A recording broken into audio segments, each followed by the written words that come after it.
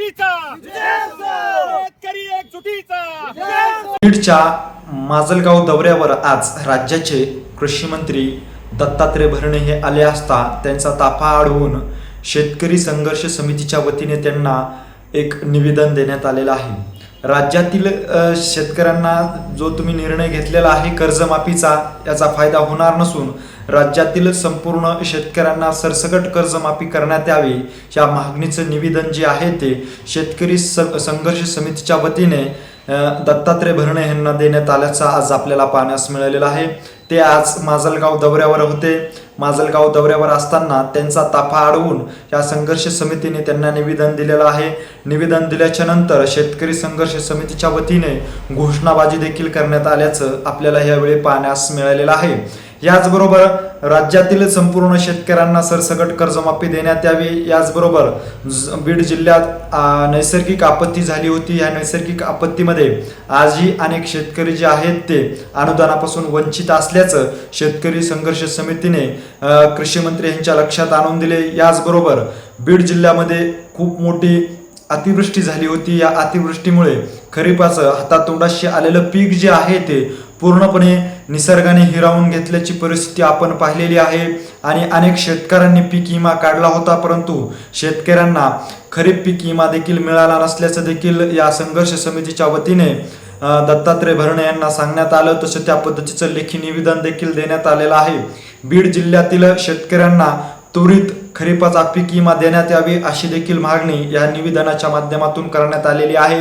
याचबरोबर राज्यातील शेतकरी असतील यांना सरसकट कर्जमाफी जर केली तर कुठंतरी शेतकरी उभा राहील असं देखील ह्या निवेदनामध्ये म्हटलं असल्याचं आपल्याला पाहण्यास मिळालेलं आहे। तुम्ही जो शेतकऱ्याचा कर्जमाफीचा निर्णय घेतलेला आहे, हा जो निर्णय आहे तो तुरळक शेतकऱ्यांना फायदा होणार असल्याचं या संघर्ष समितीच्या वतीने कृषी मंत्री यांना सांगण्यात आलेलं आहे। त्यामुळे जर तुम्ही सरसकट कर्जमाफीचा निर्णय घेतला तर राज्यातील संपूर्ण शेतकऱ्याला फायदा होईल।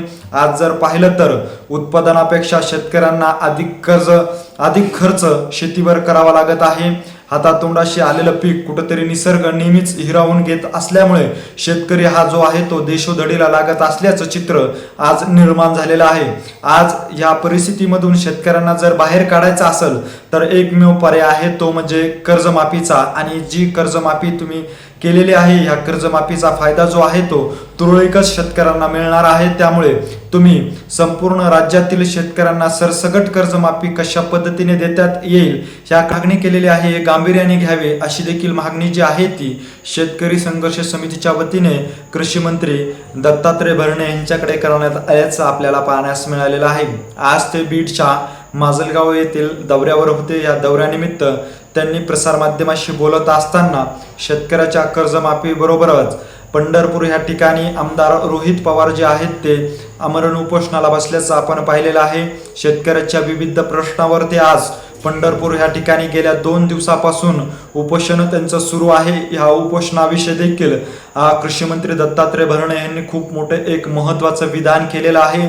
या विधानामुळे आता राज्यातील शेतकऱ्यांना कर्जमाफीचा खरंच फायदा होऊ शकतो का सरकार कुठंतरी शेतकऱ्याची फसवणूक करत आहे हे देखील आता चित्र जे आहे ते स्पष्ट होऊ शकतंय। आणि याचबरोबर आता बीड जिल्ह्यातील शेतकऱ्यांना पीक विम्याचा फायदा मिळणार आहे का नाही हे देखील चित्र जे आहे ते आता स्पष्ट होऊ शकतंय। नेमकं कृषी मंत्री दत्तात्रय भरणे ज्यावेळेस प्रसारमाध्यमांशी बोलत होते त्यांनी काय विधान केलेलं आहे तेच आपण ह्या पुढील व्हिडिओच्या माध्यमातून सविस्तर पाहूया। हा व्हिडिओ जो आहे तो तुम्ही शेवटपर्यंत नक्की पहा आणि दत्तात्रय भरणे यांनी केलेलं विधान हे शेतकऱ्याच्या फायद्याचे आहे का तोटाचं आहे याविषयी नेमकं तुम्हाला काय वाटतंय हे आम्हाला आमच्या कमेंट बॉक्समध्ये नक्की कळवा। रोहित पवार देखील आंदोलन करतात कर्जमाफीवर। काय होतंय की आपल्याला माहिती आहे की राज्याचे मुख्यमंत्री देवेंद्र फडणवीस साहेबांनी या अडचणीत आलेल्या शेतकऱ्यांसाठी खूप मोठी घोषणा केली आणि अहिल्यादेवींच्या नावाने शेतकऱ्यांची कर्जमाफी ही घोषणा केली आणि निश्चित प्रकारे खूप मोठा निर्णय त्यांनी एक ऐतिहासिक निर्णय घेतलेला आहे। साधारणतः 36,000 कोटीपेक्षा जास्त रक्कम यासाठी राज्य सरकारला लागणार आहे आणि या बाबतीमध्ये अजून सरकारचे निकष किंवा अटी या बाबतीमध्ये अजून शेतकऱ्यांचा थोडा गैरसमज आहे, परंतु निश्चित प्रकारे या बाबतीमध्ये ही जसजसं कर्जमाफीला सुरुवात होईल त्या बाबतीमध्ये आपल्याला सगळ्या शेतकऱ्यांना क्लॅरिटी येईल. परंतु या बाबतीमध्ये मी शेतकरी बांधवांना एवढंच सांगतो, हे महायुतीचं सरकार हे शेतकऱ्यांचं हित साधणारं सरकार आहे, शेतकऱ्यांसाठी चांगले निर्णय घेणारं सरकार आहे. आणि त्यामुळे निश्चित प्रकारे जे काय आम्ही करू ते शेतकऱ्यांच्या निर्णयासाठी, शेतकऱ्यांच्या हितासाठीच निश्चित प्रकारे करू. मी रोहितदादा पवारांना एवढं आपल्या माध्यमातून आश्वासित करतो की या बाबतीमध्ये शेवटी चर्चा तर आपल्याला केली पाहिजे.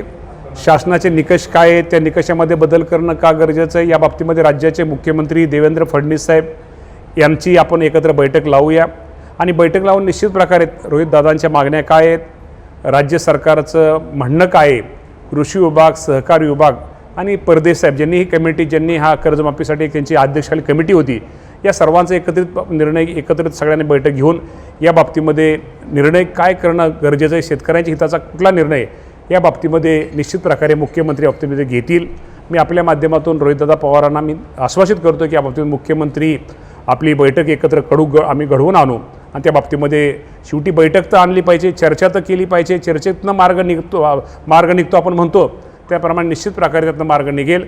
त्यामुळं निश्चित प्रकारे त्यांनी हे जे त्यांचं उपोषण म्हणा किंवा आंदोलन म्हणा त्यांनी त्याचा विचार करावा, त्यांनी थोडं मागं घ्यावं आणि मंगळवारची मुख्यमंत्र्यांची बैठकामध्ये त्यांनी सहभाग नोंदवावा. नाही, या बाबतीमध्ये तुम्हाला सगळ्याला माहिती आहे की पीक विम्याच्या बाबतीमध्ये मिळालं नाही म्हणण्यापेक्षा आता ते निकषामध्ये जर बसलं असेल किंवा पीक जर मंजूर झालं ते मिळालं नसला तर ते नक्की मिळेल. परंतु ते आपल्याला माहिती आहे पूर्वीच्या ट्रिगर आणि आताच्या ट्रिगरमध्ये आता आपण बदल आहे आणि आपल्याला माहिती आहे की पीक कापणी प्रयोगावरती आधारित आहे. त्यामुळे कुठं जिथं नुकसान झालं, जिथं मिळणं गरजेचं निकषामध्ये जे बसेल त्या बाबतीमध्ये निश्चित प्रकारे या बाबतीमध्ये कंपन्यांना सांगून त्या बाबतीमध्ये त्यांना फेरविचार करून माझ्या शेतकऱ्याला पीक विमा मिळाला पाहिजे अशी सरकार म्हणून आमची भूमिका आहे.